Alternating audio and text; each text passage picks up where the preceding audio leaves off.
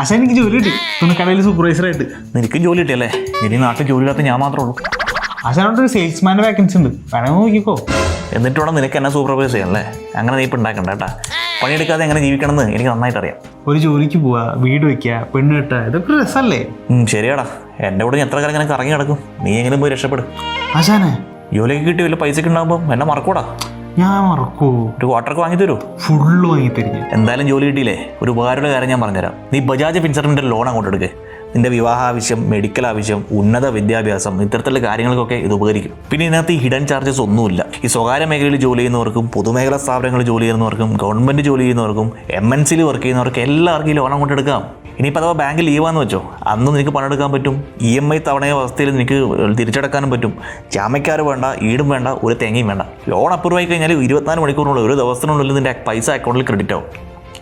ഇത് അംഗീകരിക്കാൻ വേണ്ടി ഒരു ദിവസം വെയിറ്റ് ചെയ്യേണ്ട കാര്യമൊന്നുമില്ല. 5 മിനിറ്റിനുള്ളിൽ അപ്രൂവൽ റെഡി. 40,000 രൂപ മുതൽ 55 ലക്ഷം വരെ ലോൺ ലഭിക്കും. നമുക്ക് ഇഷ്ടമുള്ള വ്യവസ്ഥയിൽ അല്ലെങ്കിൽ നമുക്ക് ഫ്ലെക്സിബിൾ ആയിട്ടുള്ള രീതിയിൽ തിരിച്ചെടുക്കാനുള്ള ഓപ്ഷനുണ്ട്. ഇനി വേണം ലോണൊക്കെ എടുത്ത് ഒരു വീടൊക്കെ വെച്ച് ഒരു പെണ്ണൊക്കെ കെട്ടാൻ. നിന്റെ ഈ പരട്ട സ്വഭാവം വെച്ച് വല്ല ഉസ്പസ്കിസ്ഥാനിലും പെണ്ണ് നോക്കാൻ പോയാൽ മതി. ബോസ് വാല, ബി ദ ബോസ്.